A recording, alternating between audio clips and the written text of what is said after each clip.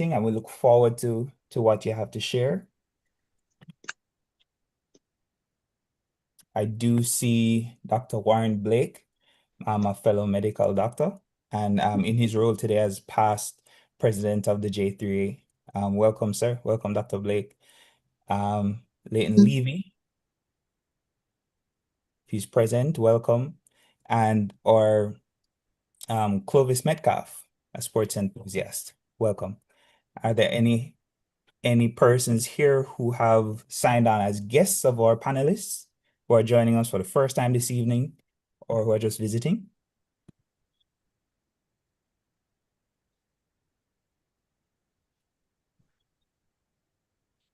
No? Good evening.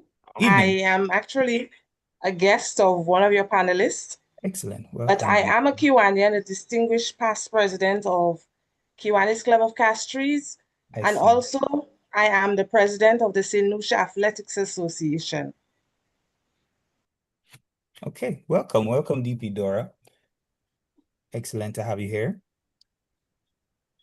both as Kiwanian and as guest, and distinguished Thank you. Kiwanian as that. Okay.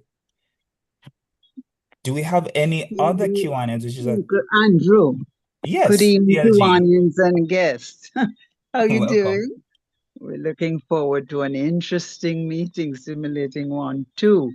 We'll bring you greetings from the Kiwanis Club of New Kingston.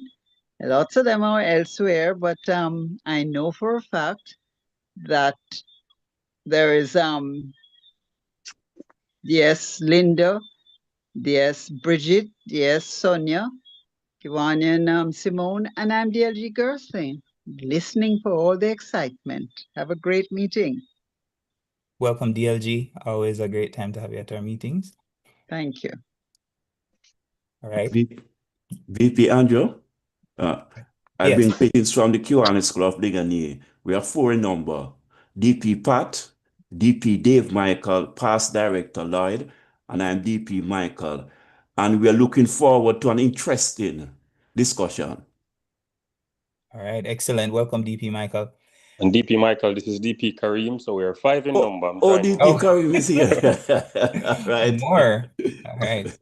Excellent. And DLG Bob is also on. Excellent. Welcome. Speak on. Thank you. So just sort of streamline the groups. So we had somebody visiting DP Dora, but any other Kiwanians visiting from clubs outside of Jamaica?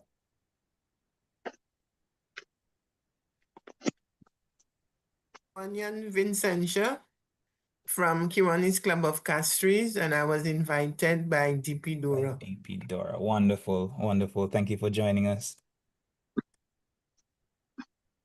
Any other Kiwanians from clubs outside of Jamaica?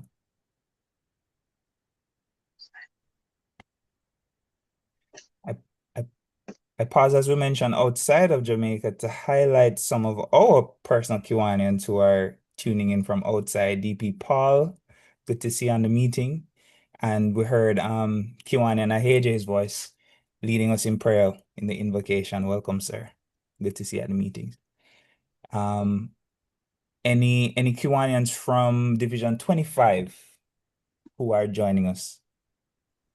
Yes, thank you, VP Andrew. This is DP Denzel from the Kiwanis Club of Outermany, Western Jamaica. I bring you greetings from our president and the membership. This evening there are 2 of us, Kiwani Johnny Sinclair Edwards and myself, and we look forward to a great evening with you. Welcome, DP Denzel. Thanks for joining us. Good evening, everyone. This is Director Kotisha from Kiwanis Club of Coastal Trelawney. There's 2 of us online at the moment, awaiting others to join. Thanks for having us. Looking forward to a very interesting evening with you guys. Wonderful. Thank you for joining us. Any other Kiwanians from Division 25? All right, Division 24. Good evening, everyone. I am Secretary Ingrid, representing the Kiwanis Club of Charlton, Alexandria, and the Kiwanis Club of Brighter Futures. And with me, I have 2 prospects. Looking forward to a very stimulating discussion on this topic. Excellent. Thanks, Secretary Ingrid, and thanks for bringing your prospects along. We welcome your delegation. Any other Kiwanians or groups from Division 24 that are represented on the call? Hi, good evening, VP Andrew. Evening. This is President Joel Grant from the Kiwanis Club of Drax Hall, St. Anne. Happy to be here. I was expecting a couple others to join, but I guess they'll join after shortly. Yes, we look forward to the couple others joining, and thank you for being with us, President Joel. All right, any others from Division 24? IPE, this is Division 25. This is Past Director Crystal Heaven from the Kiwanis Club of Montego Bay. We have 2 of us on so far. Looking forward to a great meeting. Thank you. Always good to have you, Past Director Crystal. Good to hear your voice. It's a pleasure. Any Kiwanians from Division 23 East?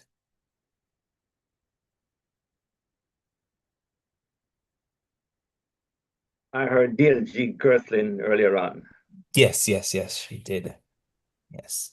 Good evening, VP Andrew. DG. Oh, go ahead.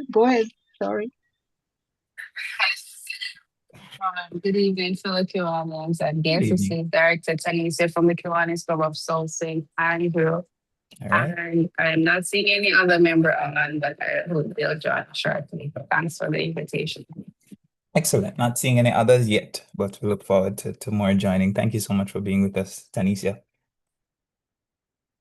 Any others from 23 East?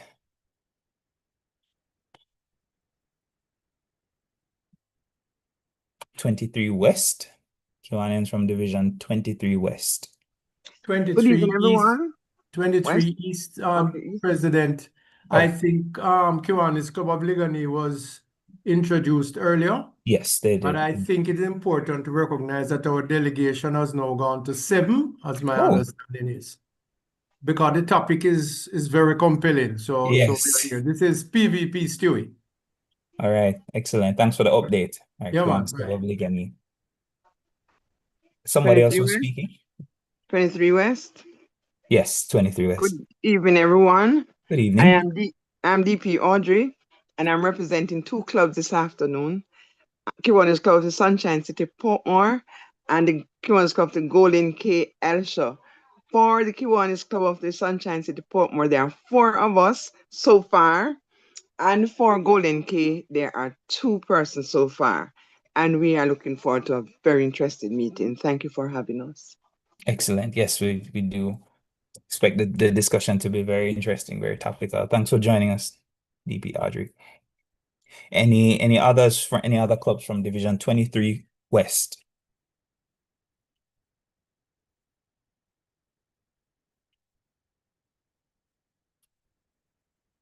Okay, our sibling clubs from Division 23 Central. Please let me hear who's on the call. Hi, VP Andrew. President Maurice here from Kiwanis Club of West St. Andrew. Saying hi to you and your team and to your guests. Looking forward to an interesting meeting. My team is on the way. Excellent. All right, team is on the way. I like it. Thank you for joining us. Good evening, fellow Kiwanians. This is P.E. Omar from the Kiwanis Club of North St. Andrew. Yes. We are 3 online as I speak. I'm expecting more to join. Thank you for the invite. It should be a very interesting meeting today. Indeed. Welcome, P.E. Omar. Good evening, VP Andrew. Good evening. This is P.E. Anthea from the Kiwanis Club of Constant Spring.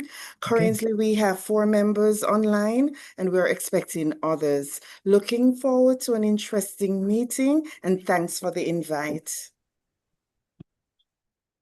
Excellent. All right. Thank you so much, P.E. Anthea. Andrew, maybe you'd like to welcome our distinguished governor. She's on. Yes, I see our distinguished governor. Pam. Right. Thanks, VP Welcome to Andrew. the meeting. It's good to be with you this evening. Yes, always a pleasure for us to have Looking you. forward to enjoying your meeting. Okay, thanks for joining. Thanks for signing in. You're welcome. Hi, Lady G. Hi, Gigi, Pam.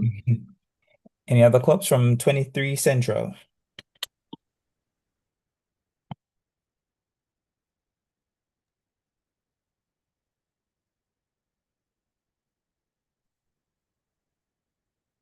I see DP Desmond and Dr. Eurydice online. Welcome. Thank you. Good evening. Good evening, Andrew. How are you? I'm well, thank you. How are you doing? Very well, thank you. Just quickly, we have a DP Eurydice from the Kiwanis Club of 23 Central, sorry, online, and at this time we have a delegation of about 3 to include Lovely 2 DLGs who are dual members. I'm not seeing anyone else, and my background is a bit noisy. That's why I didn't want to unmute. Understood. So thank you for the opportunity. Yes. And I look forward to the spirited presentation. Thank you. All right. Thank you so much. Thank you as usual for joining us. You're most welcome. Any of our service leadership program members who are present, any of our youth arms, any key clubbers, circle cares, builders, clubbers, K kids, any of our SLP.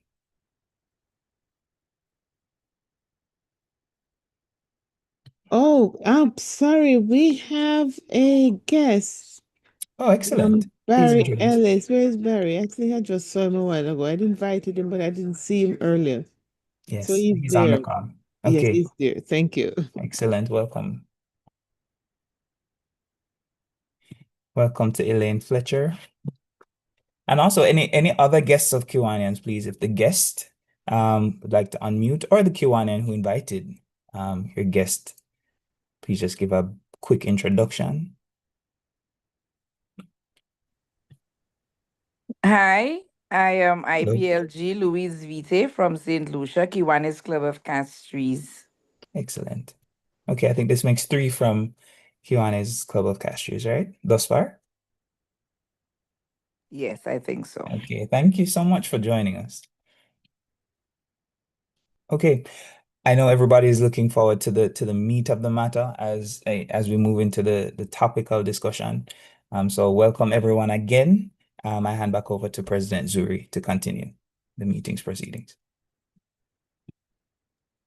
Thank you, VP Andrew. Again, welcome to everyone present on the call. At this time, we'll have apologies for absence. I have 2 such apologies from DLG, well, 3 from DLG Willie Reason. Unfortunately, he's not with us this evening. Also, DLGE Stan Dunwell sends apologies, as well as DP Newton Ramdale.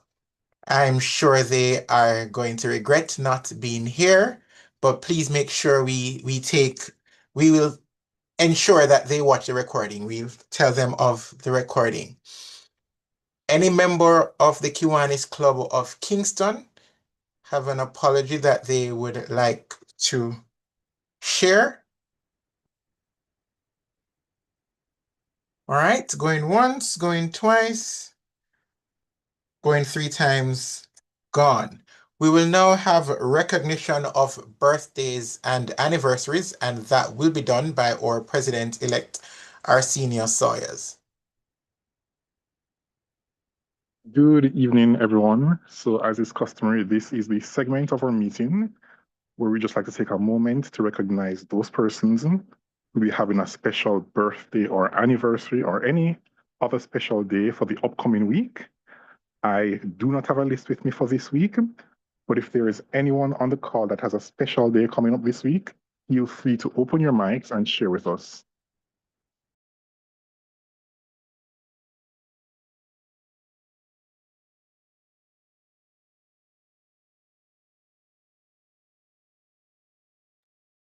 Okay, if there is no one with a special day this week, I'll just hand back to President Zuri.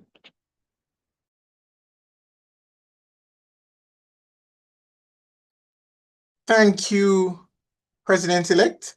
Oh, nobody this week?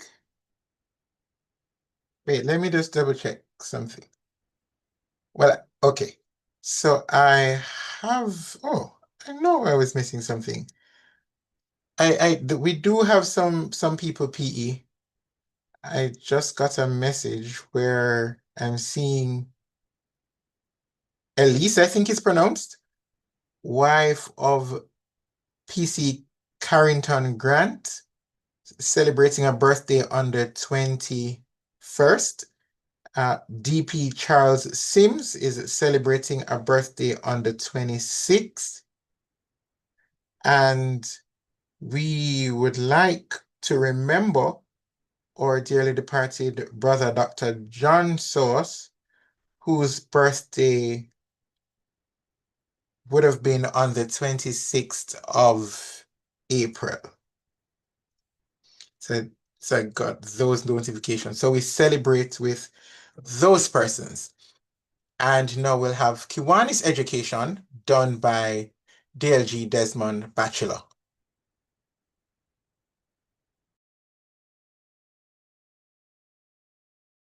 Let me unmute. Thank you, President Zuri. Good evening, fellow Kiwanians and SNP members and guests.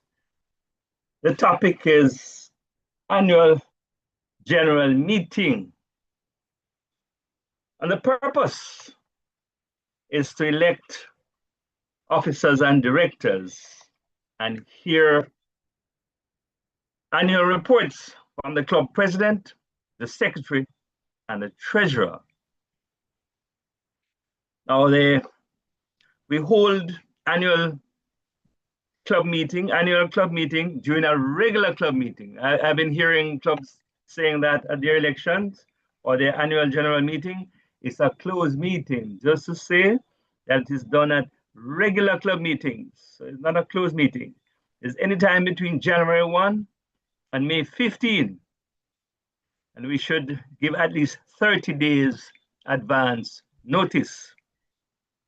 5 weeks in advance, the president appoints a nominating committee to make nominations and prepare a ballot to elect officers and directors. 2 weeks in advance, the nominating committee submits a list of nominees. For officers, there should be no more than 2 nominees for each office. And for directors, no more than the number of director positions to be filled plus 3 candidates. The president-elect is the sole candidate for the position of president nominated by the committee.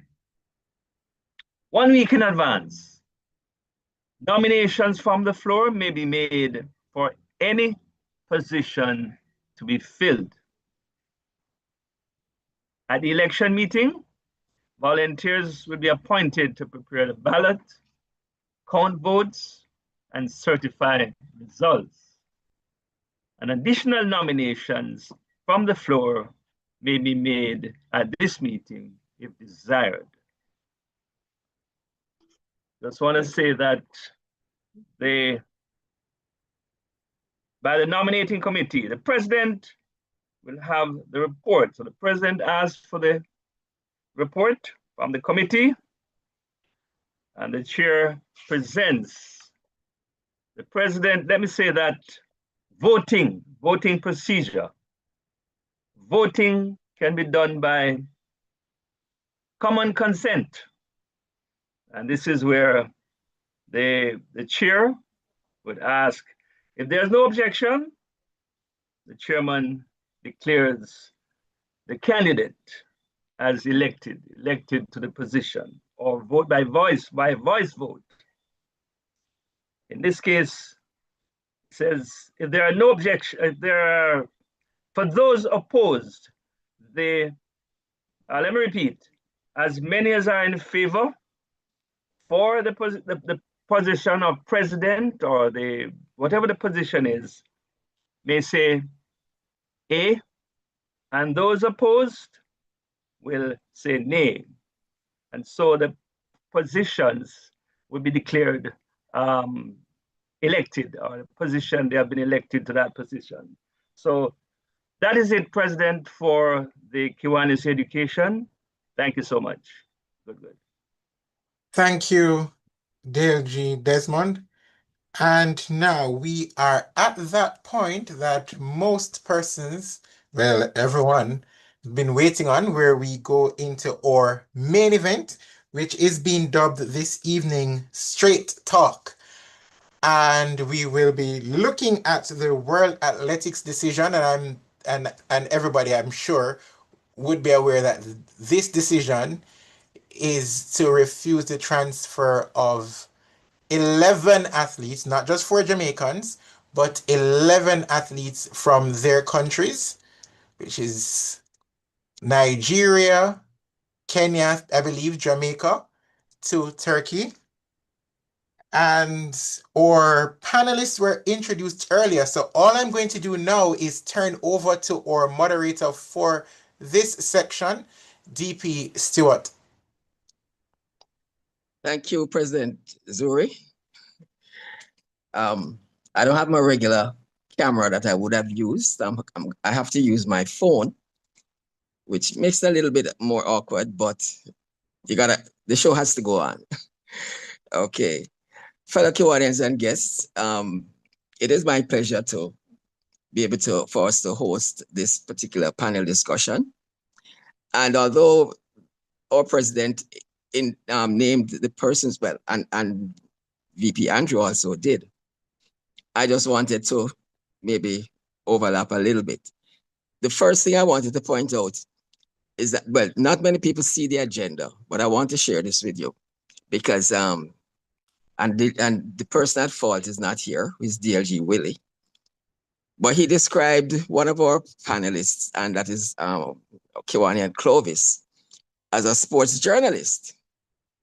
And Clovis, I bet you didn't know that.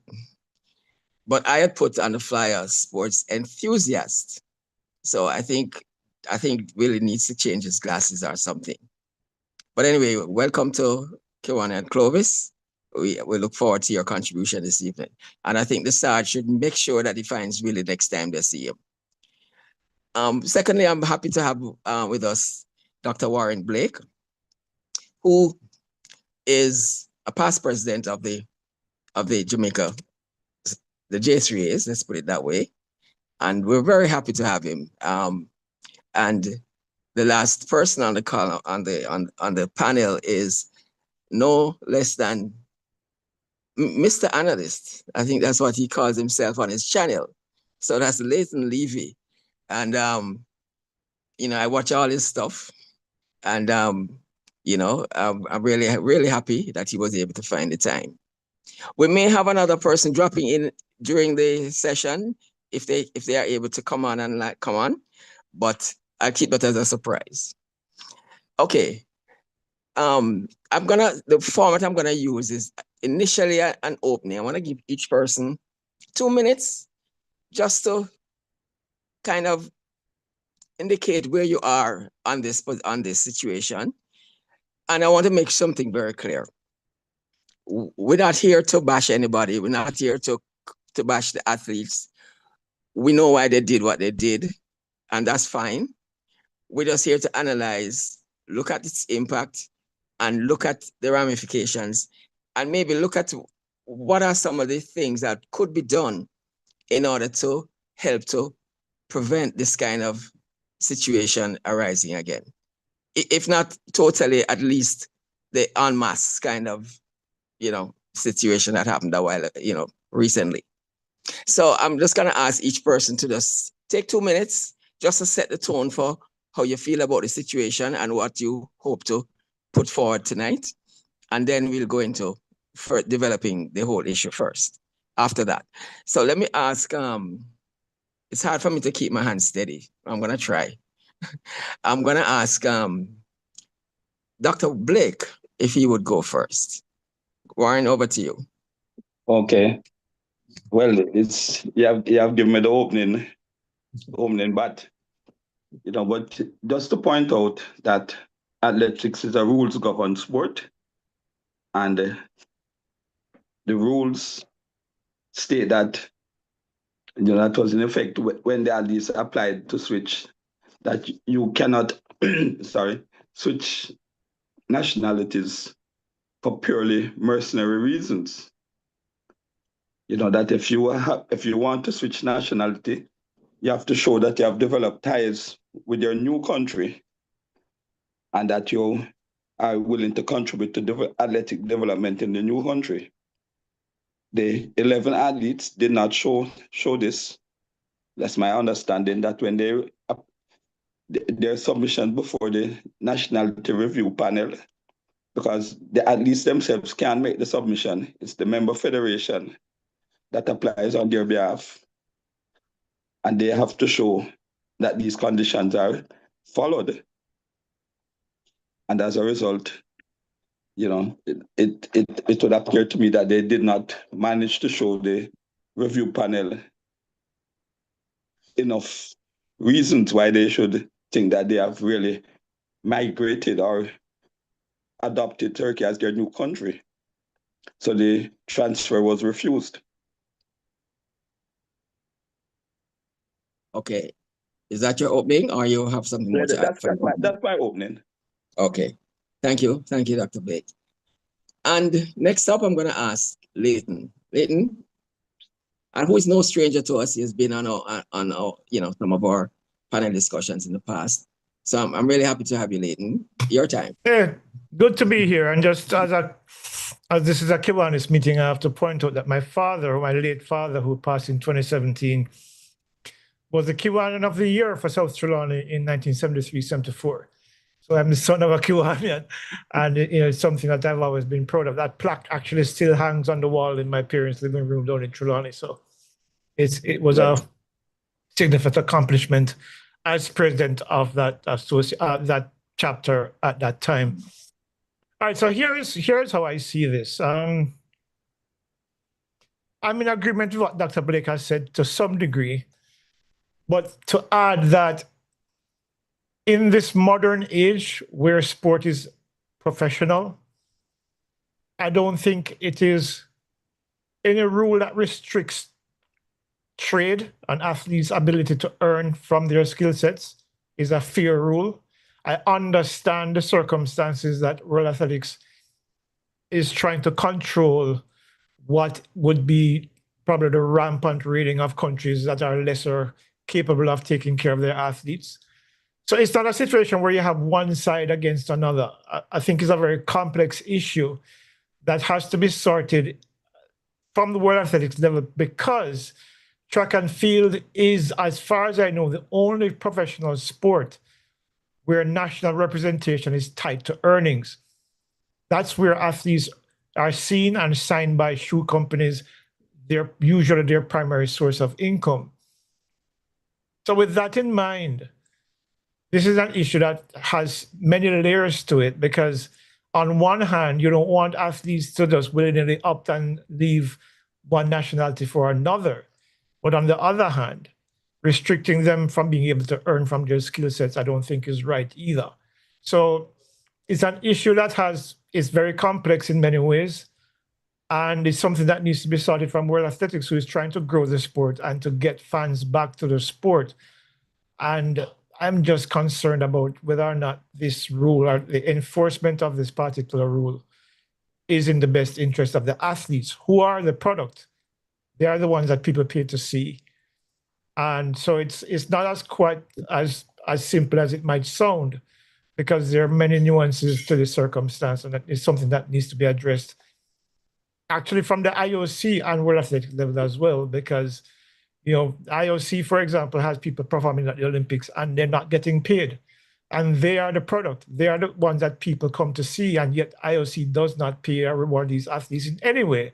But then they are rewarded outside of that scope by shoe companies who see the athlete performing well, gold medals, silver medals, making finals, and deciding then and there to sign athletes to contracts.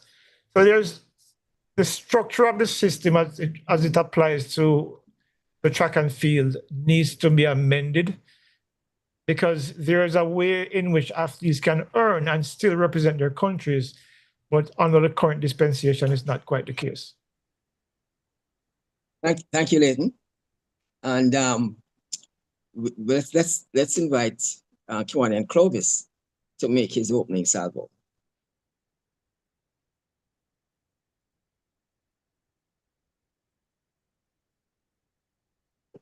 Clovis, you there?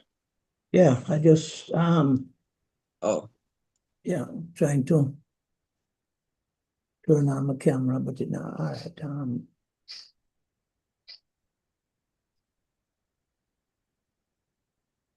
All right, not getting my camera on, but okay, you can start. Let me just first say though that when the dust settles, it is my hope that our 4 athletes are not ostracized like what happened to Lawrence Rowe. So, you know, I have a concern with our Jamaican people. You know, when something like this happens, they abandon and just think that they are deserting Jamaica. So my hope is they're not ostracized. The decision by the World Athletics Body is, to say the least, very controversial. And as such, there is no real easy answer to such a decision. My response, however, is tempered on 2 overhanging arches. Firstly, earning lifespan of an athlete is very short. And 2, changes in allegiance is open to abuse. And if I might use a racehorse term, the unbridled purchasing of star athletes by rich countries should not be allowed. So in conclusion, and I have a lot more to say, in conclusion, I think the World Athletics Body made the right decision for the sports and its integrity. And I only see the changes in allegiance are designed to boost medal prospects and a systematic talent acquisition. So that's my opening PP. Okay. And thank you, Clovis. Yeah. I'm not sure how many people have heard this, because I heard this some time ago, that and I'm gonna use the, you know, I had to look up on Google and see what is the correct pronunciation for, you know, Turkey's new name. And the pronunciation I got was TURKIYE. Now, I don't think I'm gonna keep saying that this evening, but I just thought I would pass that on. TURKIYE. Anyway, I don't know how many people are aware that, well, I'd heard this, that Turkey, they really wanted to make a bid to host the Olympics.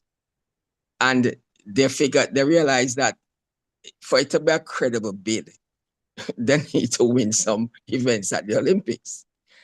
And this is one of the things that has sparked. I'm not sure which year they were gonna go after, or they wanted to go after, but this is something I've heard. I don't know if any of the panelists have ever heard this, but I just thought I'd share that. And just as a little point in terms of something Leighton said, World Athletics, as I'm sure you know, did pay some of the, I'm not sure how deep it went, maybe it went to the top 8 athletes at the last Olympics. And I think the IOC frowned on it, you know? I really think we ought to know what happens to all that money. I know they kick it back into some of the member associations like the JAAA and some of those things. But, you know, athletes really need to get paid at the Olympics. That's something I really believe, but that's not what we're here to discuss tonight. I want to kind of open it up a bit now, because I think where we are is we kind of sympathize with the plight of the athletes. We also recognize that this whole scale en masse kind of recruitment cannot be good for the sport. I mean, you know, it just isn't good for the sport, especially where, you know, I mean, and it's not the first time. About in 2016, we had a couple of members of ours. They were sprinters and probably second or third tier sprinters were recruited by Turkey, well, it wasn't Turkey then. And also I think Qatar and maybe the one that starts with B. The name slips me right now. Bahrain. But Bahrain. Bahrain. Right. So it's not new. And I suspect, I'm gonna put this to the panelists. Do you think that the outcome, and the outcome is not necessarily final because they're probably gonna go to CAS, but do you think that where we have reached now may have been avoided if Turkey didn't try and get 11 in one swoop and 4 from one country? I'd like to know what the panelists think about that. If I can start there, I think the en masse, as you correctly described it, recruitment is what I think became an issue, because then, I mean, over the years we've lost people like Winston Barnes, GX Harvey, Andrew Fisher, and of course Kemali Brown to Bahrain and to Turkey. And one girl, but no, but she didn't end up going, Sharika Williams. Oh, she didn't end up going? No, okay. She went to school in the States, I think. But the thing about it is this, the issue here is similar to what the argument has been made for years about schools recruiting athletes at champs. Schools are not clubs and neither are countries. And what it boils down to in many instances is it's almost like slavery. Because let me give an example why I said this. You remember when Ben Johnson won in 1988? When he won gold, it was, Canadian Ben Johnson won gold in Seoul. When he tested positive, what did he become? He became Jamaican-born Ben Johnson. So these athletes are not being bought are brought to Turkey or any other country that gets these athletes for no other reason than for their skill sets. Because if there were regular people, there would be no interest in them at all. And the issue is, and of course, as you saw with the amended rules for World Athletics, is that the countries now have to live up to the promises that they make to the athletes. Because I'm told from very good sources that there are instances in one particular country now, actually, where what she was promised, this is an African athlete I'm talking about, what she was promised is not what was offered once she got there. So there is a need to protect the athletes as well. And that's the part that bothers me, because you can jump up and say, okay, I'm going to offer you $500,000 to come and represent us. But they are little, what do you call it, that the fine printing those contracts might say an entirely different thing. So in the interest of protecting the athletes, I think these en masse recruitment drives are fraught with elements of deception, are fraught with elements of fraud, because if you're not living up to what you're saying, then the athletes get left holding in the back, because then they're stuck in a country that they have no connection with, no real connection with, and then they're left to do what? So the whole idea for me is that if an individual athlete believes that it's in his or her best interest to change allegiance, sure, go ahead. But I don't think it's right for you to recruit entire teams to win medals at the Olympic Games. If Turkey has the money, Turkey, for example, in this instance, has the money to recruit 11 athletes, and I'm sure there are more as well, why not start a grassroots program on your own? Their last medalist, I think, Ramil Gulev, is from Azerbaijan. He's not from Turkey either. So you can't go around just buying up people all over the place ad nauseum, thinking that you can then build a team based on your purchases, as opposed to developing your own athletes. And that actually hurts the sport as well. Because when you're taking athletes from a country like Jamaica, like Nigeria, like Kenya, and in this particular instance, Russia too, how do these countries continue to develop talent when you can easily lose them to another country who has better resources? So it's a serious issue that I think needs to be addressed at the very highest level, because unless that happens, then you're going to find yourself in problems. And look, right now, what the athletes have to do is that they have to go back to the Nationality Review Panel, which is unlikely to overturn their initial ruling. Then it goes to CAS, but there is precedent at CAS for those rules to be the transfer blocks to be overturned. So, it's an issue that we're going to have to pay attention to and look at the likely outcome and the impact, the fallout from that what that CAS decision eventually is whenever it comes. Okay. Let me put this to Dr. Blake first. This, as a former president of the J3s, what do you think of the idea? What or is it something that we could initiate? Maybe Turkey would have to get smart and think of it. We could welcome some of their athletes, some of their promising athletes. I mean, we have a lot of athletes who train in Jamaica and they're not Jamaicans, but we welcome them. They don't necessarily compete. They're not trying to be Jamaicans. They just come here for the benefit. Or if Turkey had decided, let me go to Jamaica and see if I can recruit some coaches. What do you guys think of that idea? I'll put that to Dr. Blake first. No, well, I would support that idea because, people have come from other countries to Jamaica to attend GC Foster, sorry, to get coaching experience.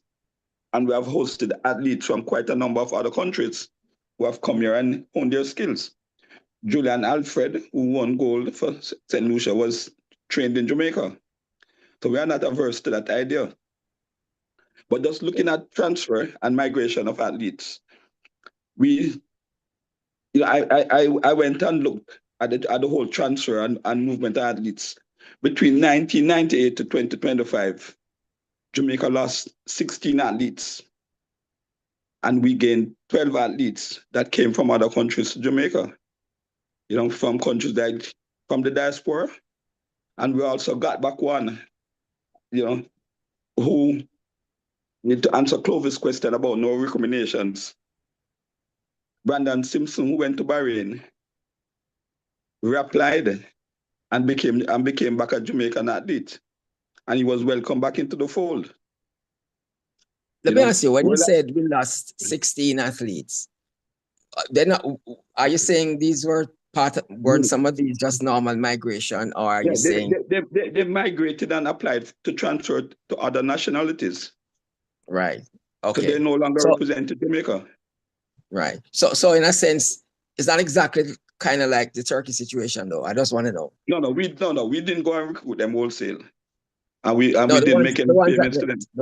The ones that left, they weren't specifically recruited, or do you know? No, they weren't recruited. Right. Because but we still lost them. They got married, they set up a new life in other countries. Yes. Yeah. Yes. World Athletics had a problem because, as I said, some countries seek to build their own national team by recruitment of athletes. They gave athletes passports, but they did not. They created a second-tier nationality that they were made full citizens. Yes. If they got injured after the transfer, they were left high and dry. And this is an anecdote. People have complained to me that they have gotten recruited, they got injured, and the new country has nothing to do with them because they are no longer an investment and that can be realized. And in some of the African countries, they can't go back home, and they are left stateless. Okay. And if you look at some of the history of the transfers between 2013 and 2017, Bahrain imported over 40 athletes. This is way outside the any migratory pattern. Yes. And it led to, in 2017, World Athletics putting a freeze on transfers. During that same period, Ethiopia lost 20 of its athletes. Between 2013 and 2015, in a 2-year period, the entire Ethiopian distance program was migrated to Bahrain. And it killed Ethiopia as a power in distance running. You know, so this thing is not a simple benign thing. Oh, we have excess, let them go wherever they can go, they want to go. It has to do with protecting the sport in Jamaica and also protecting the sport in the country that it goes to. Because if the country is going to only recruit their talent and not develop talent, what desire would an athlete in Turkey have to go and train? You know, when you have a budding sprinter and someone can go and recruit somebody who might be the next Usain Bolt and just put on the colors, there'll be no urge for him to do any training. Yes. That is a similar argument that was made on the local level for champs, where you have if I can just weigh in here, Dr. Blake, and I'm in total agreement with what you're saying, but the flying the ointment there, you see, is when a country like Jamaica produces so many talented sprinters, for example. Remember back in 2009, I think we had like 10 or 11 guys under 10 seconds.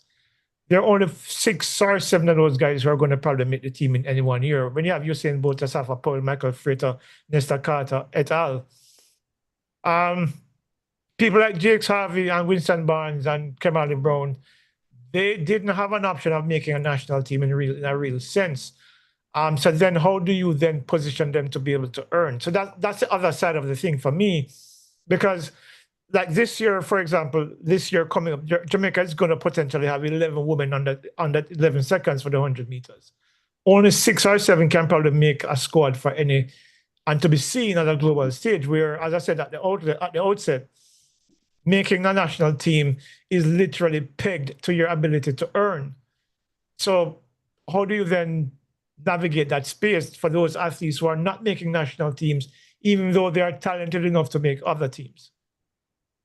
All right, let me bring in Clovis. Clovis, a lot of things have been said. I want to give you an opportunity to pick up on any other points that have been raised, and then I want to put something to the panels. But Clovis, I want to hear you. All right. As I said at the beginning, DP, there's no easy answer. I am a Jamaican, and I want my athletes to stay in Jamaica, to market the country, and to make Jamaica more famous. I understand that the ruling is consistent and it is defensible, but it is selective. You know, when you think of countries like Qatar, Bahrain, Turkey, they have recruited foreign athletes for years. So the question is it a career choice or is it really talent acquisition? And let me talk about the athletes a little, you know. The athletes I know, and as the past JAAA president is there, but the athletes feel underserved by their own federation. The financial security is a very real factor for them.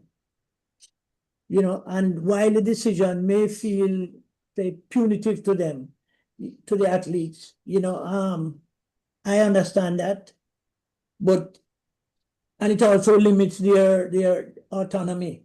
So my question really to Dr. Blake, having been there, is who is responsible for the athletes and the concerns that we are expressing tonight? You know, should the federation not look about how they can ensure that the athletes who work very, very hard, and some of them for years, year over year, don't break into the top 6 or 8, you know, but they continue. In cricket, I think there is the West Indies committee have a franchise system that they select, say, 20 cricketers from each country and they pay them a salary annually. We need to get there. We need to pay, you know, have a squad and pay them some money. Because after athletics, what is there? How will they manage? I see also that whenever Jamaicans win at the Olympics or the world stage, you are down at halfway through and everybody is pot cover and clamoring and all the corporate bodies are, you know, hey, Jamaicans. But what are they doing? They can sponsor athletes from the league champs. They have an opportunity. They don't have to wait on a Shelley or a Elaine or what have you. You have athletes Look at Janelle Smith. She's not sponsored as we speak here today. How can that be? So what I would ask those that have the J here is try and find, encourage the corporate people to sponsor these athletes just as they leave school. Give them some sponsorship, and they themselves can create some pools, because I'm sure funds come in from Olympics and World Athletics, and have a group of 20 people and say, listen, we are going to pay you over, over the next 3-5 years. But the athletes need funds. They need funding. Otherwise, they have no choice. My take. Dr. Blake, I know this is something that people have been looking to the J3s. I know there are certain limitations, but can you add anything to kind of let us kind of understand what is possible, and maybe there are other routes that we can try in order to create or to find the kind of financing that would help to alleviate some of these things that the athletes clearly are in need of? No, well, this has to be a national effort. It's not something that the J3s alone can take on. The Olympic Association gets a windfall from how the athletes perform at the Olympics, but very little of that is put back into track and field to help to support the athletes. When the athletes do well, bonuses are paid and it doesn't go back to the athletes. The nation gets a lot of exposure from the performances of our athletes. The air time to be on the podium at each major games. If you were to pay for that, it would be millions of US dollars. Some of that money and that exposure should be put into a fund to help to support the athletes. Because at the end of the day, the athletes, and they were quite frank about it, that they wanted to leave because of the offer that was made to them by Turkey. And it was this statement of themselves when they pointed out that their main reason to depart Jamaican shores was not because they took up new citizenship, but because they were offered great sums of money. And in a sense, their honesty became their own downfall in getting World Athletics to agree to their transfer. So we as a nation really has to look at ways and means that we can support our athletes, because they do give us great pleasure. And it's not good enough to say we don't want them to leave. Because I remember when Merlin Ottey wanted to continue running, but couldn't beat anybody else in Jamaica, and she got the offer in Slovenia to make the switch.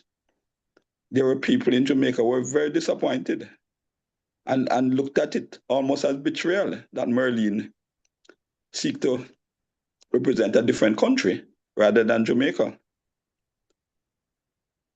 So as a nation, we really need to look and see how we treat with our athletes. We have gotten certain benefits after much agitation, like the national insurance, the athletes insurance plan, the athlete support program, which comes around when major games are going. We'll get some assistance from government, and we get some money from Sports Development Foundation, which the federation manages a monthly stipend to athletes. But it is not a great deal.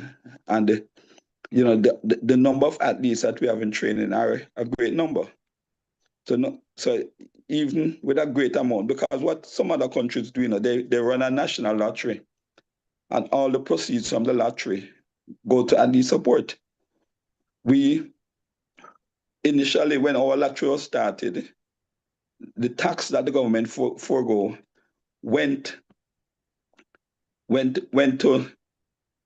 to athletes, but then Chase came, and it was spread between culture, health, arts, education, in addition to sport, which further reduced the amount of money from the lottery. Whereas in places like Britain, the National Lottery of Britain, the entire proceeds, all the profits go to sports. That's why when we had our Jermaine Mason, who was our high jumper, who was British born, came to Jamaica, represented Jamaica, and got hurt, wanted to go back and represent Britain. We didn't pose any objection to him going. and he went back, he got on their program, and he got a tidy stipend each month from their sports foundation. So until we can reach somewhat like that, with national support, we are going to have this problem recur.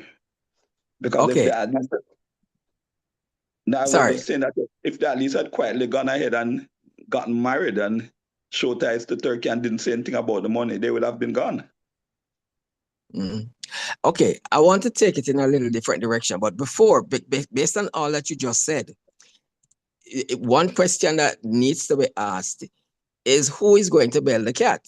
I mean, somebody has to lead in some of those initiatives that you have pointed out are possible.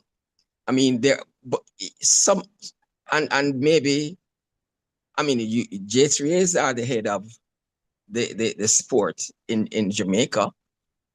I mean, private sector, sure, I agree. It's not just for the J3As, but somebody has to kind of lead. Where's that leadership gonna come from? Anybody can answer that. Anybody can answer that, not just Dr. Blake. All right, so here's my thoughts on this. I think, I mean, Dr. Blake is right. The resources are limited, especially from the J3As. But I do think that J3As fall short in it. It almost is. It's almost as if they've given up in trying to raise more. Look, Jamaica has probably the strongest brand in track and field outside of the United States. Okay, thanks to people like Usain Bolt, Shelly-Ann Fraser-Pryce, Elaine Thompson-Herah. The list goes on and on. It's actually been a strong brand since 1948 with Herb McKinley and George Lang, and of course, Roden and company.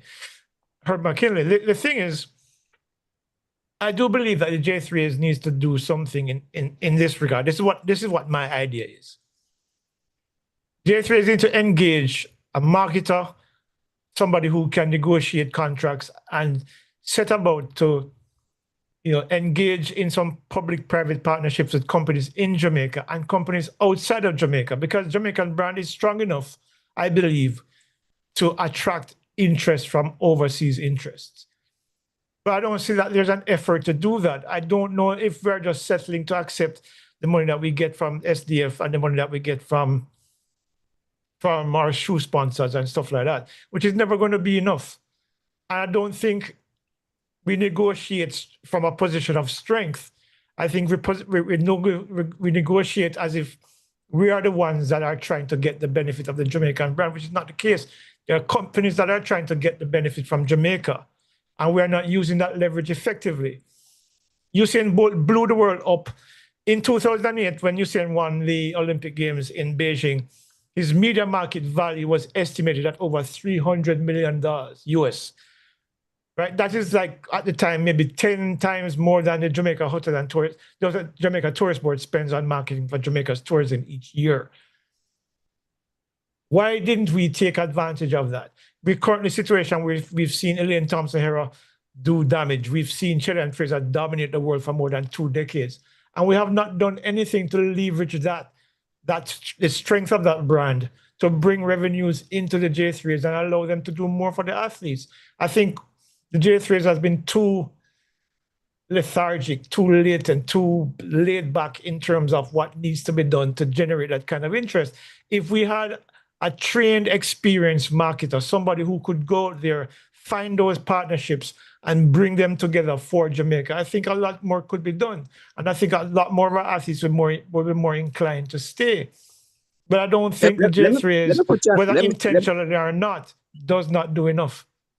Let me put a little thing to you, Leighton. What kind of model would that be?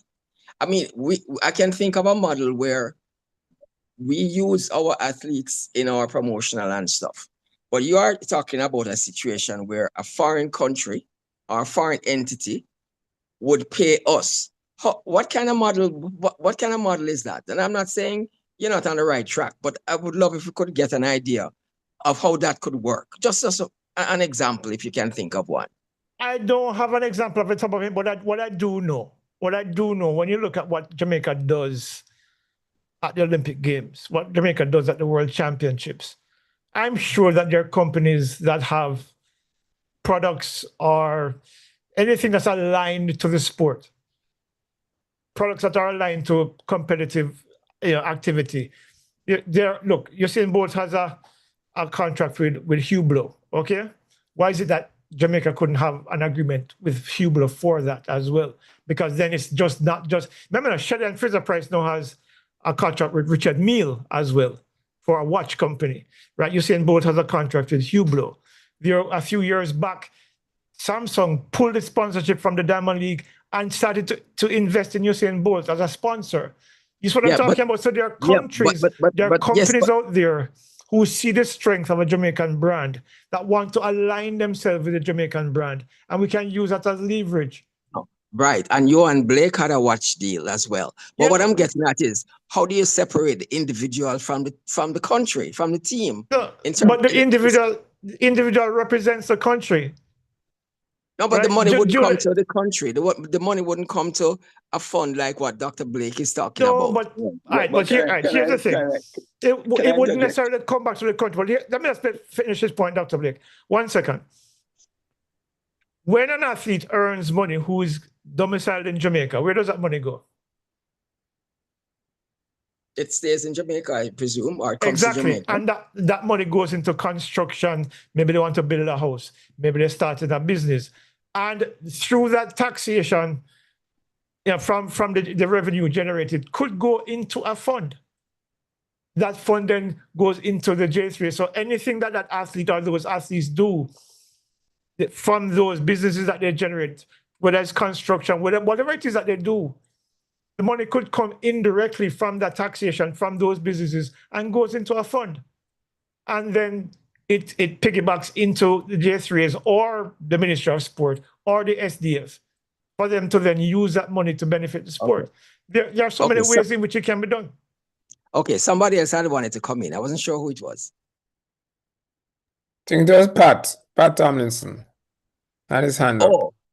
Oh, okay. Let me take Pat and go ahead. I didn't. Go ahead. Go ahead, Pat. Yes. So just a quick. I'll try to be very quick. So I like the point Leighton made earlier on and was just making about when athletes have money, they can invest in the country. And if we have an abundance of talent, by all means, if you look at the number of Jamaicans out there in the diaspora who are investing back in Jamaica, if we have an abundance of talent, we have excess athletes, by all means, let them go ahead, but encourage them in those earnings that they're making to invest in Jamaica. And so that we can benefit. In just the same way we have engineers, we have doctors, we have pilots that migrate and have their talent outside there. And these people make significant investment in Jamaica. You know, it's one way for us to benefit. Again, because I do believe we have the excess talent. I think Leighton mentioned how many athletes we have, female athletes running sub-11. Yeah, how many of those folks are going to represent Jamaica? And a lot of them are going to get left behind. So the other thing is this transfer thing is now becoming like professional sport.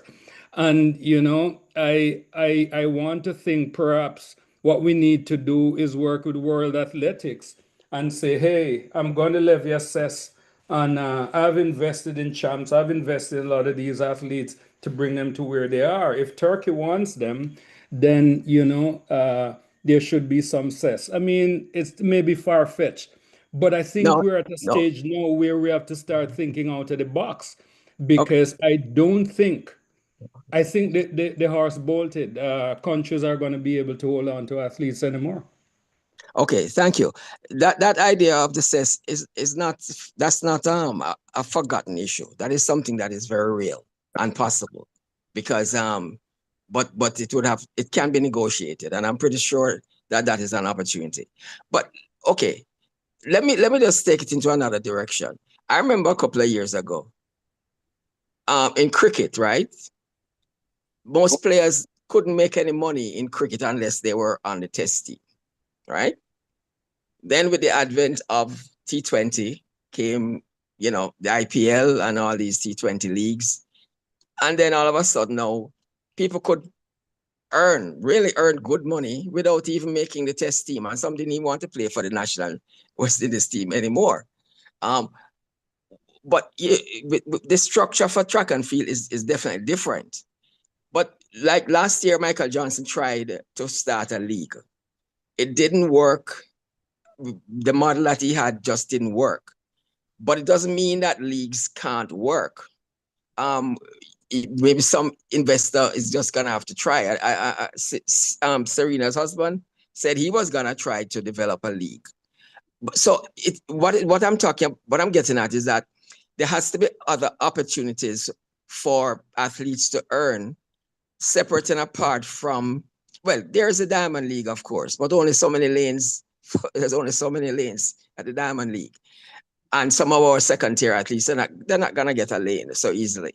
So what I'm saying is, if there were leagues, you know, it hasn't worked before, maybe it could work in the future. Anybody wants to comment on that?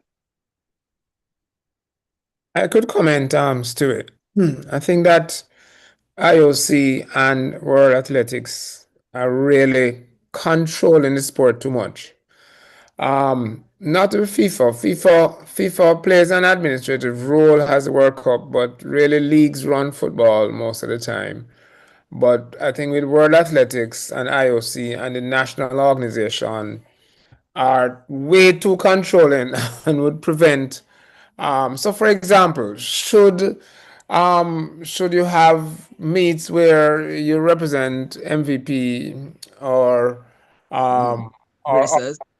clubs, and it don't matter where you come, you know, right? And if you had these sort of leagues, it could happen.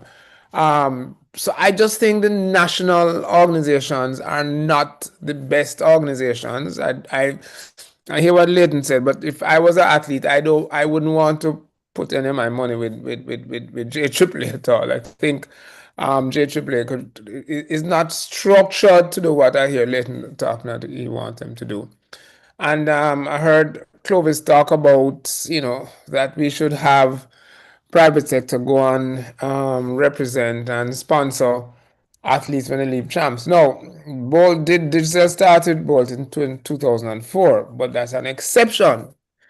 And private sector companies use their monies, invest wisely.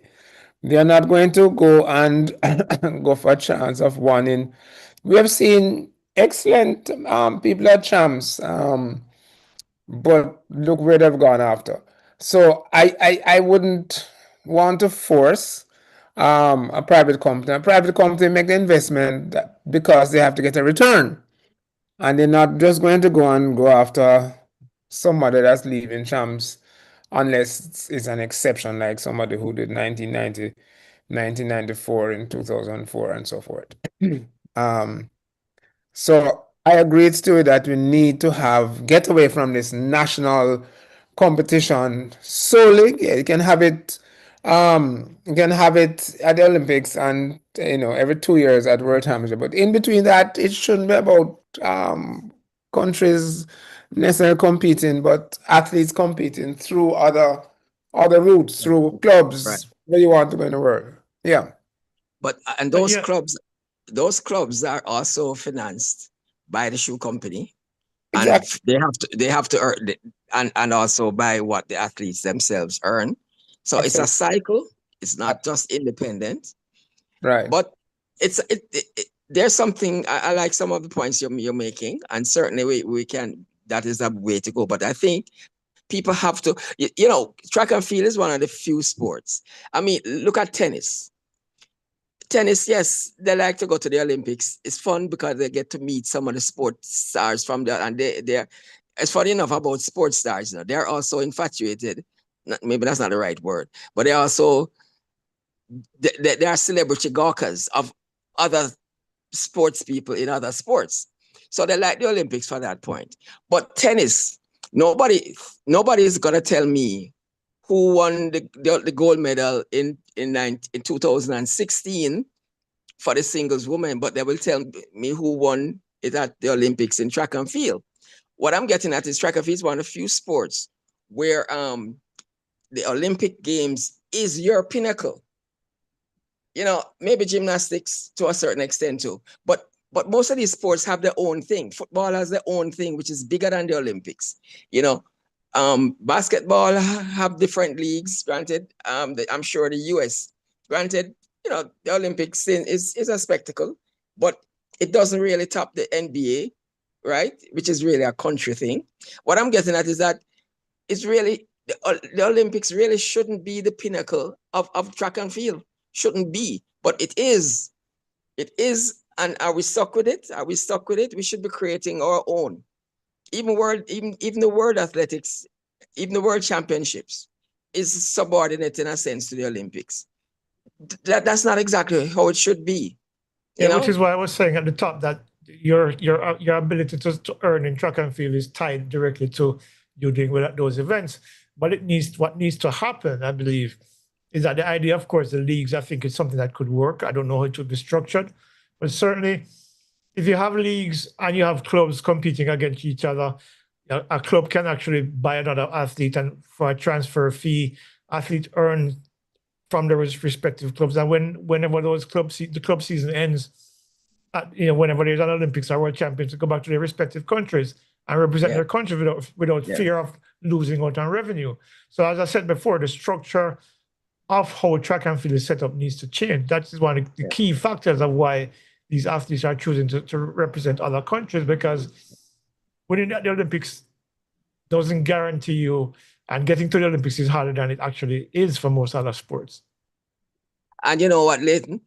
There is a hurdler. You might remember who it is. I think he came second in Paris, and he doesn't have a shoe contract. I forget his name. He's a black guy, as you would expect.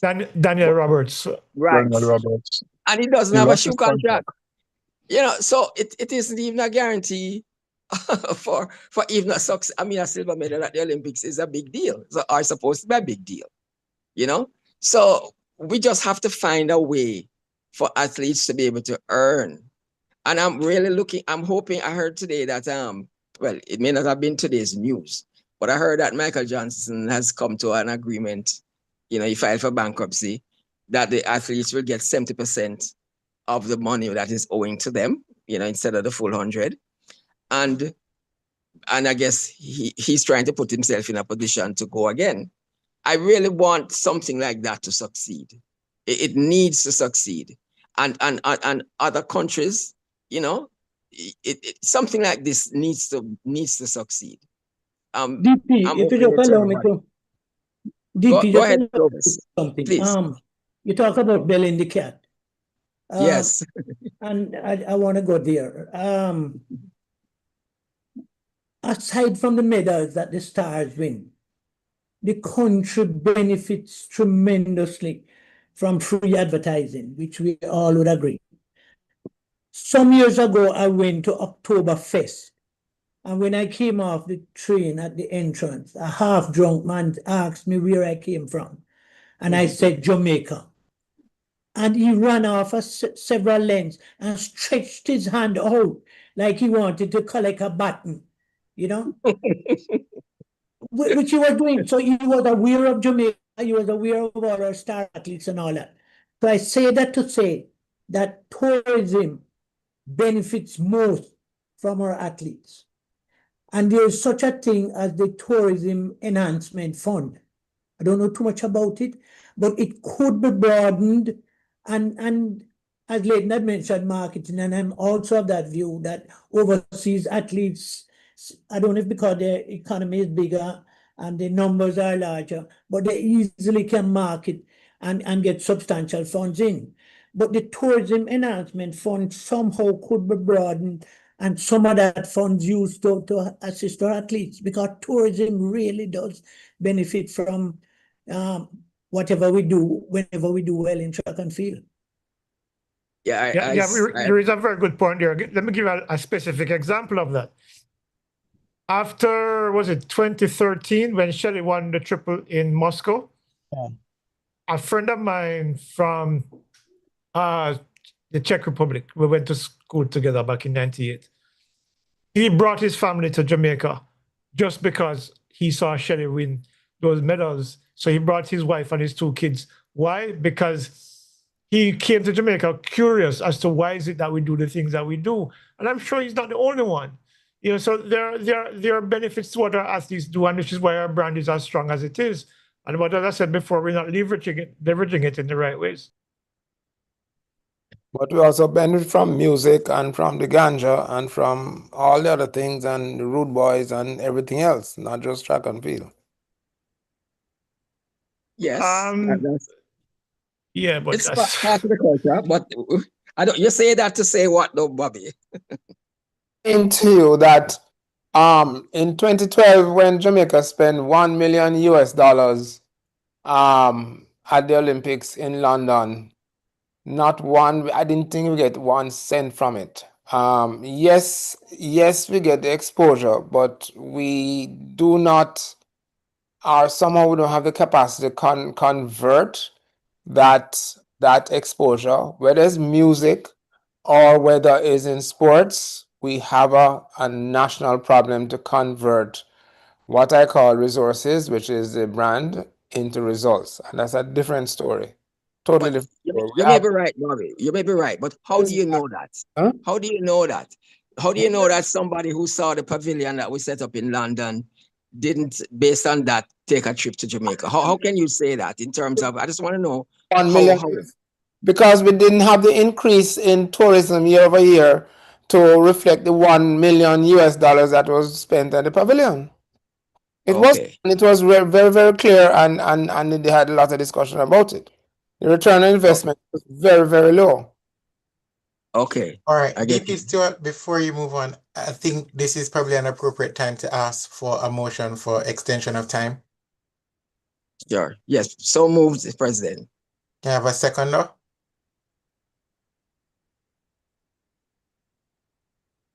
Where are the members of the Kiwanis of Kingston? Second. Thank you.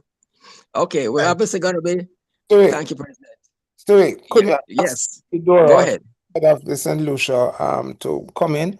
I mean, I was hoping I would hear from her, as you know, she have good credentials, second only to Kiwanis, as the head of the St. Lucia Track Association. I would love to hear from her about. Okay. Yeah. Well, she has been commenting in the chat there, Bobby. President, can you, because of how I'm using this, I can't look at the chat. So can you assist me with that? I don't know if any questions have come up in the chat yet, but I'd appreciate some help there. Or if DP Dora could just say something to us. Good evening, everyone. Very interesting conversation. I mean, I have my friend, Levy. He knows my situation. I'm a new president for athletics, but things have been happening in St. Lucia. However, I do support, like I said in the chat, the efforts of World Athletics, because for smaller nations or countries like St. Lucia, we would not want to lose our Julian Alfred to any other country or nation. And I know we will not be losing our Julian Alfred anytime soon. But in addition to that, it is, for me, I believe in athlete welfare. And we in St. Lucia, we are a volunteer federation. So, and it's hard to get funds. I mean, I'm trying my best as president to see how we could get sponsors and go out the box to do things, but it is really rough. So for me, I cannot blame an athlete who probably looks for opportunity, but it has to be a holistic approach. Not just the work of the federation or associations, but the various governments of the countries have to do more to ensure that their athletes don't look for opportunities elsewhere. And a lot of the times it doesn't happen because, I mean, I cannot tell you how much presidents within the regions, athletics regions, we try to do our best, but it is rough. It's rough to retain our athletes. So I am hoping that things would change. But again, if an athlete is looking for opportunity, There's so much we can do. Thank you for that contribution. Let me say something. Take the US, for example. I know, I was watching Velocity Fest 19 over the weekend. And I was kind of, even I who follow this sport, the amount of athletes, especially men, because there were more men than women, which tends to be the case anyway. But the amount of men running 10-1, even if they're not sub 10, whoever, and I really wondered to myself, what keeps these guys going? What keeps them going? Because, it's doubtful that some of them are going to get much further. And we really have a lot of talent. We really have a lot of talent. Now, in the US, for example, there are a lot of people who can play basketball and never make it to the NBA. But then they can go to the leagues in Europe, or go play in Eastern Europe or all over, and that's their outlet. So really and truly, no country is going to be able to support all the good people that they have in any sport. It's hardly likely, not even the rich ones. But what I'm thinking is, that's where, some restructuring really has to go on in this sport so that more opportunities are open for athletes to earn, and I saw some hands floating up on the screen, but they don't settle. They don't settle anywhere, so I can't. Oh no, those were applause, not questions. But Oh. I do have a question in the chat. Okay, please help us. Go ahead. Where is the spectator support for track and field outside the Diamond League locations? Good question. Good question. Because that's a big issue, and it also speaks to the absence of aggressive marketing and creative marketing to get people into the seats. Like Jamaica, for example, if you walk into any state, any meet at Jamaica, whether it's champs, whether it's Gibson relays, you're seeing the same people in the same seats every single year, and they're getting older and older. We're not getting the youngsters back into the seats anymore. I think the pandemic actually opened up a situation where people were more content to watch the meets on TV as opposed to going to the stadium. And what it is that I don't believe there's creative enough marketing, because one of the things that I think fails the sport, and it fails the sport here, and this is not just J3, this is just a situation in general, where we have a generation of people, of kids these days they have very short attention spans.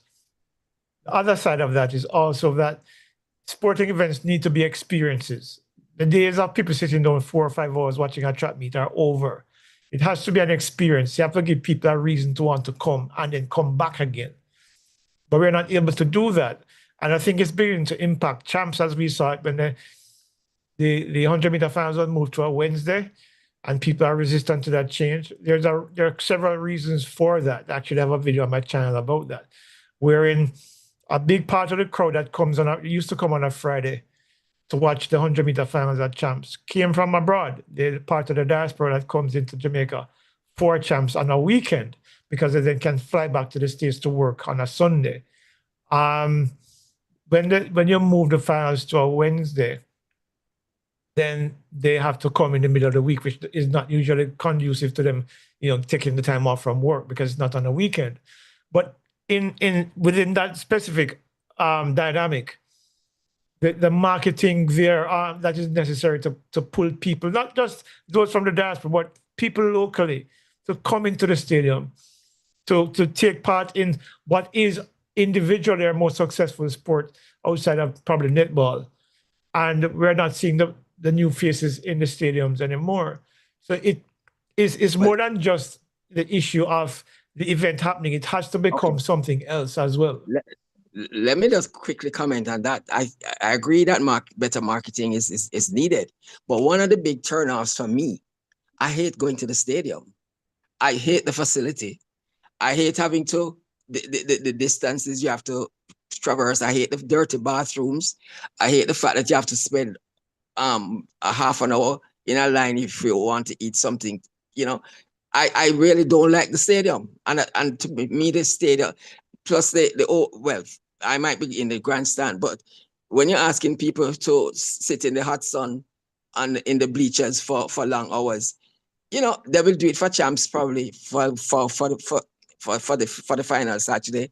But I'm just saying the stadium, the improvements that are slated for the stadium will, I think, help to make it a more comfortable experience. So that is one big turnoff, I think, the stadium.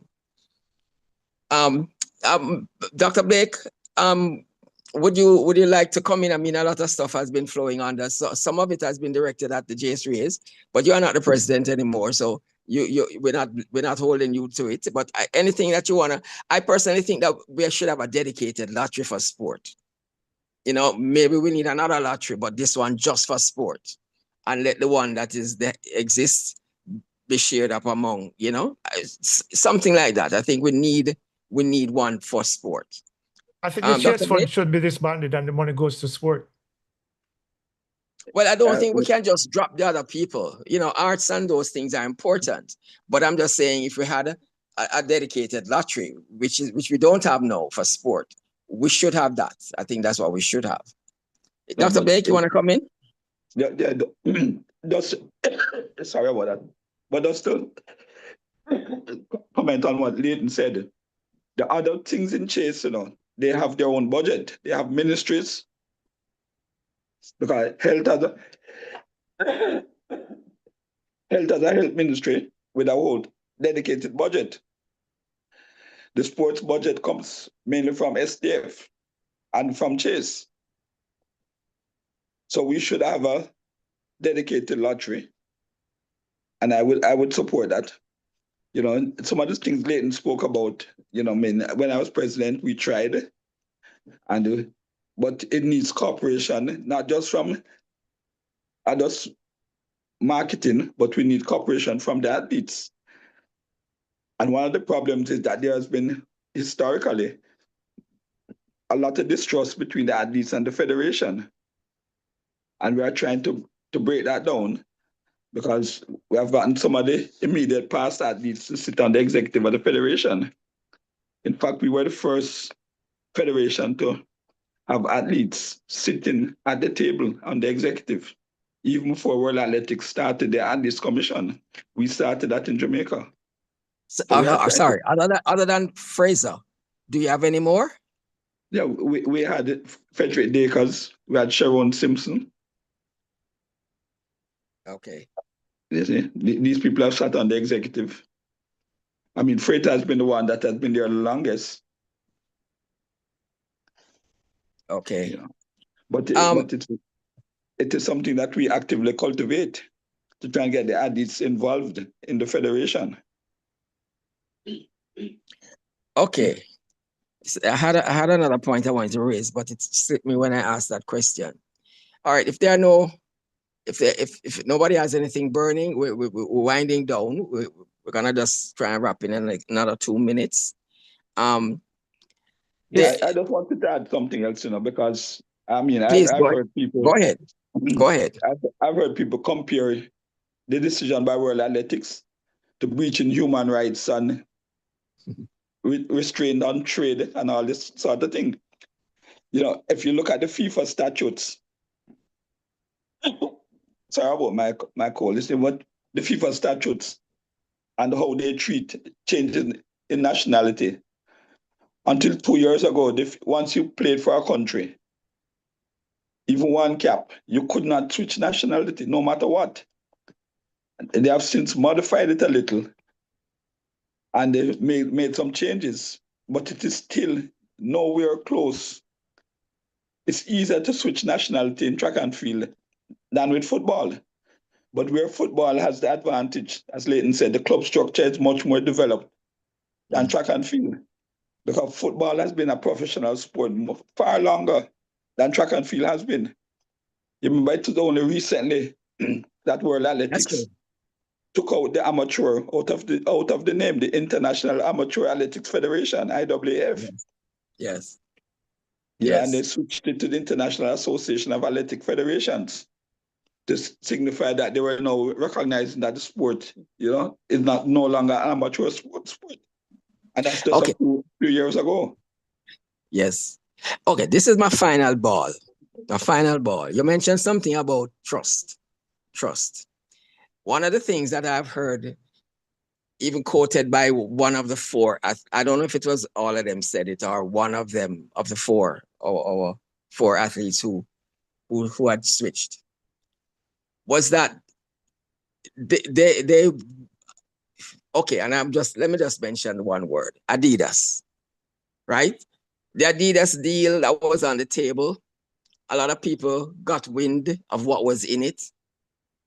It seemed to be a much better deal than Puma.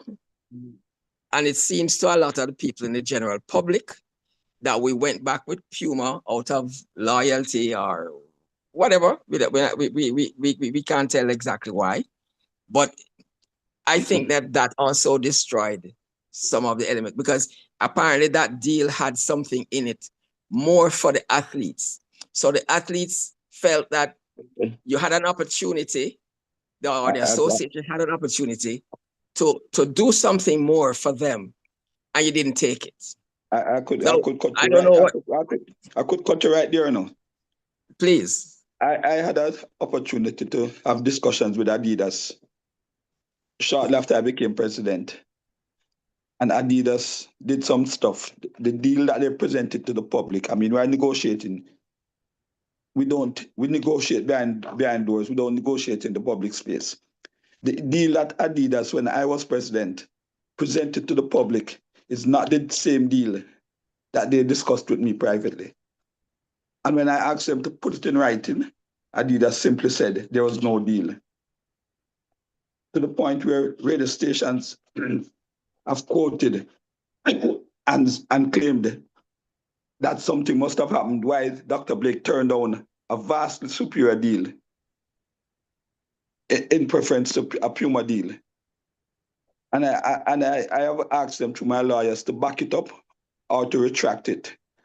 And none of the radio stations now will dare to repeat that, because this is what Adidas does.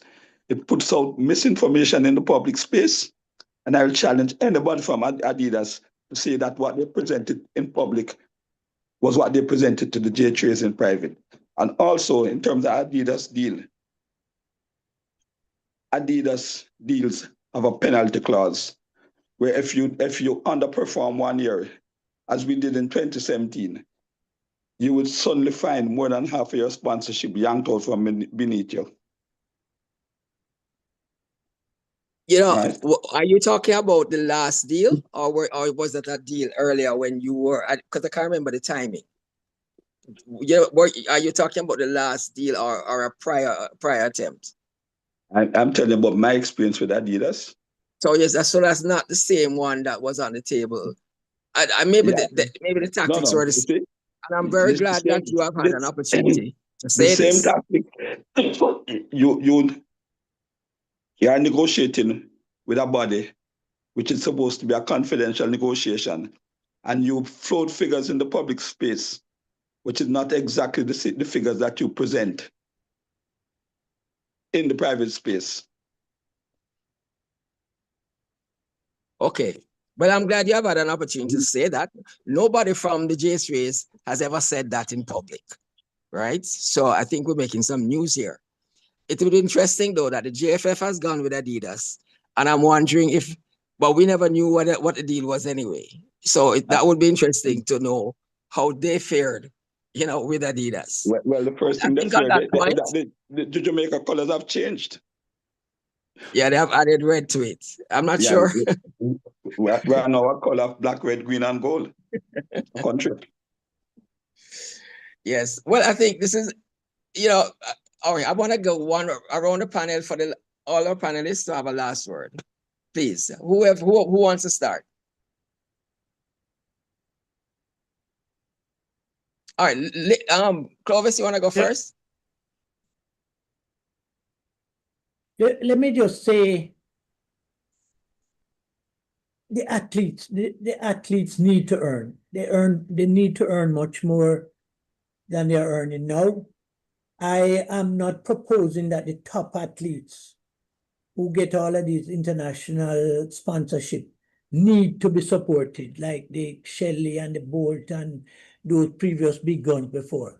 So the money I'm asking for is to spread at a lower level. Mention is made of lotteries. I just want to say, let us think outside the box. Lottery absolutely is not the way to go. And I say that because we have 3 lottery companies operating in the island, and one of those lottery companies control 98% of the sales. And try as they might the other 2. So lottery is easy to say, but it is not, they cannot compete against the leading lottery company now. So we have to find some other ways. So as I had mentioned earlier about the tourism benefit tremendously from how successful we are at the games.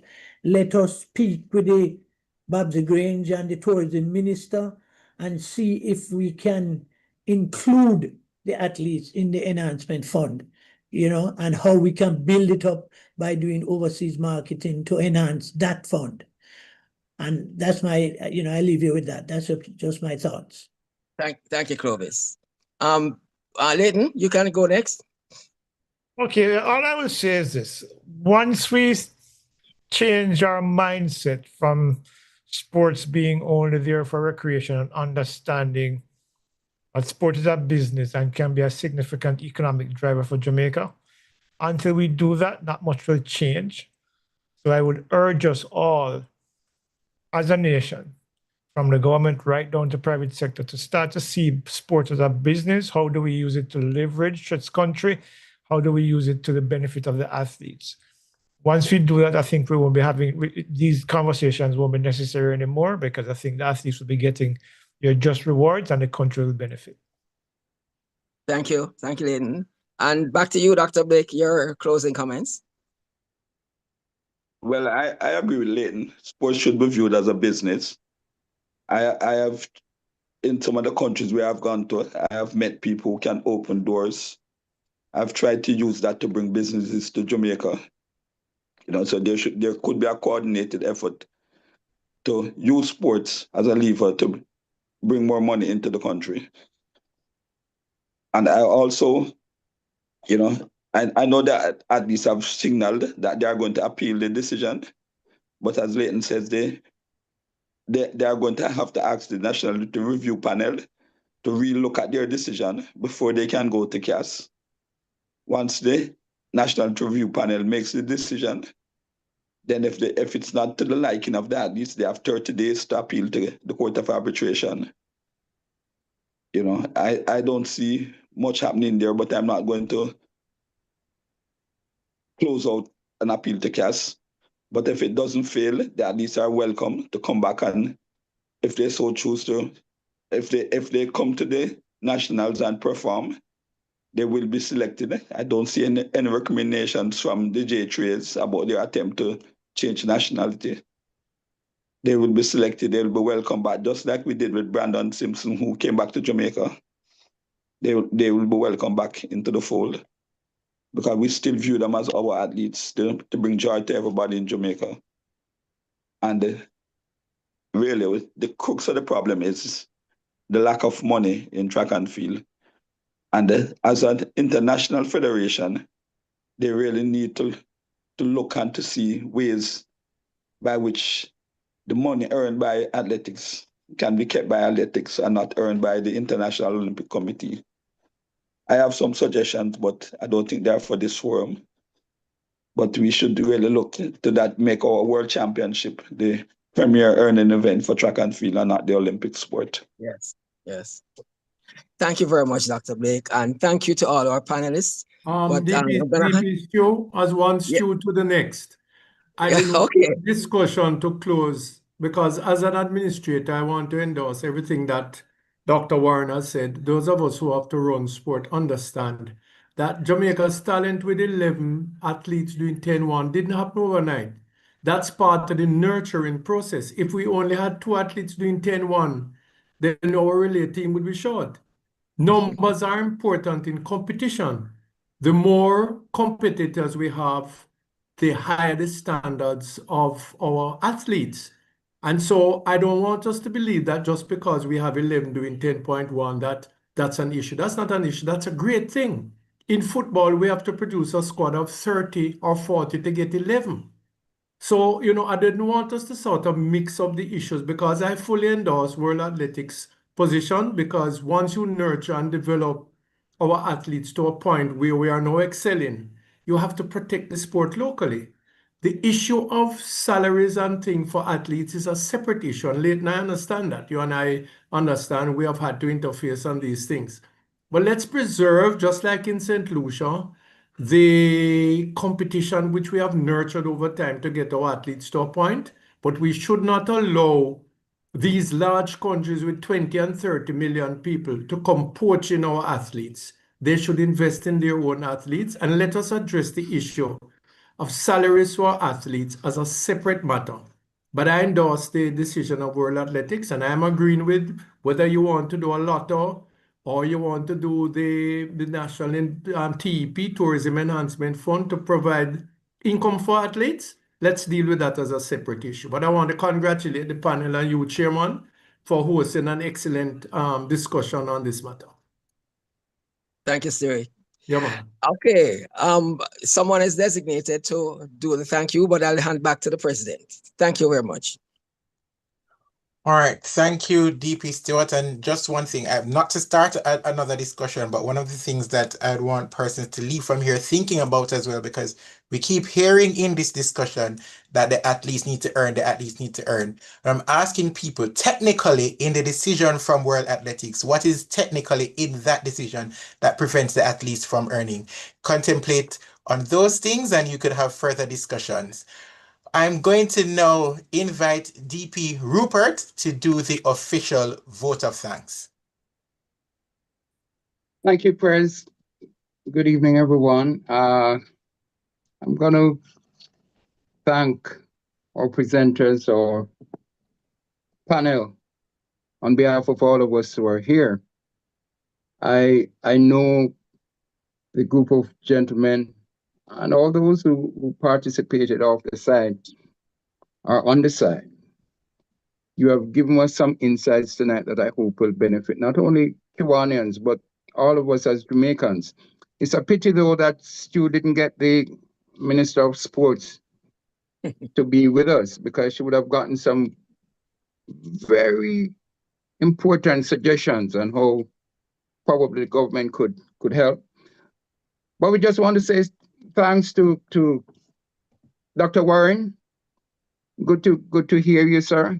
You have served this country well, and we thank you that you could have graced the Kiwanis Club of Kingston with your presence and your amazing historical insight. The pleasure was mine. As Stu said, it's news. Those of us who follow sports are hearing some of those things for the first time. And that company that you mentioned, many of us have been glued to their products, but we didn't know that was the way that they intervene or do things when they are doing contracts and things for athletes. Thanks for the information. Leighton, I don't listen to you as often as I should, but thanks for your insight too, on behalf of all 100, and at one stage I saw 118 of us on.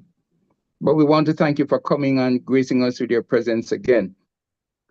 Clovis, a man of your stature and intellect, not only towards the Kiwanis Club of Kingston, but for our nation. We just want to thank you for not only serving in different areas, but each time we talk about sports, I wonder how you are so versatile. And tonight you showed it again. Thank you for keeping up, and that's what keeps us young, sir. If we don't keep up with the young people, some of us will get and look older. Thank you. For our friends who came from St. Lucia, if Julian Alfred didn't want to be a St. Lucian, she would be a Jamaican. And we want to thank you, ma'am, for sharing with us. Once again, thanks to all of you. We are going to be sending you a special, especially those who are not members of the Kiwanis Club of Kingston. We're going to make sure you get a little token from us. DP Stewart will deliver yours, Dr. Warren Blake. Leighton, DP Stu will also give you yours. Kiwani and Clovis, apart from giving you probably another certificate, I hope DP Stu also takes something of a liquid nature. You can put an E on the METCALFE too, here. Okay, we'll make sure. We'll make sure. I saw that the E was missing. Okay, we'll make sure. But thank you again, gentlemen. Thank you so much. The Kiwanis Club of Kingston appreciate you for what you have done. Thank you. We went over time, but thank you. Back to you, Prez. Thank you, DP Rupert. And with that said, I am going to forgo all charges until next week. So we'll just make a note of them, and then next week you will be read your charges. DLG Willie is not on with notices and announcements. And based on time, I don't think we have any other business.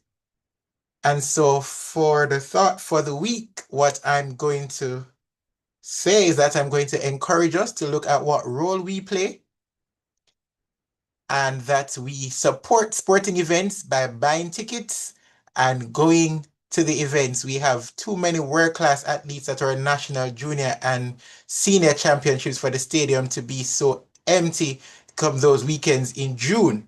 So you also have a part to play. So that's the thought. Remember, you have a part to play in the development of sports, and you can do so by purchasing tickets for sporting events. So I look forward to seeing you all at the national trials in June. With that said, Kiwanians, guests all, I invite you to raise your imaginary, figurative, and literal glasses with me in a toast to Kiwanis International and to Jamaica, land we love. Kiwanis International, friend is Jamaica. This meeting of the Kiwanis Club of Kingston is now terminated. Thank you all for being here. Enjoy the rest of your evening.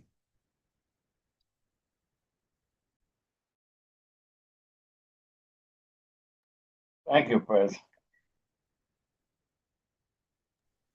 I just need to do some stops, like stop the recording, stop the stream. Yeah. So once again, thanks to everybody, really. I think it went well, if I say so myself. Thanks.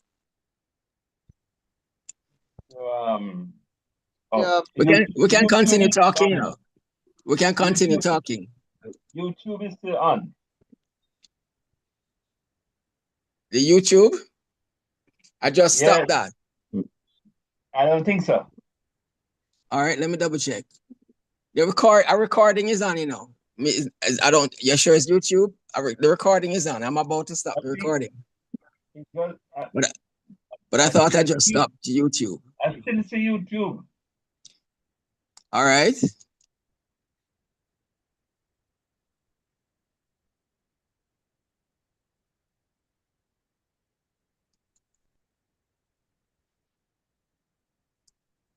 Let me check this again.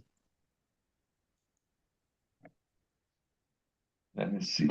Name, content of this meeting being sent to YouTube. Oh. What you seeing now? When I click YouTube, it says the content of this meeting is being sent to YouTube. I see YouTube up top. I don't know. Why would I be seeing YouTube at the top? Let me just see something.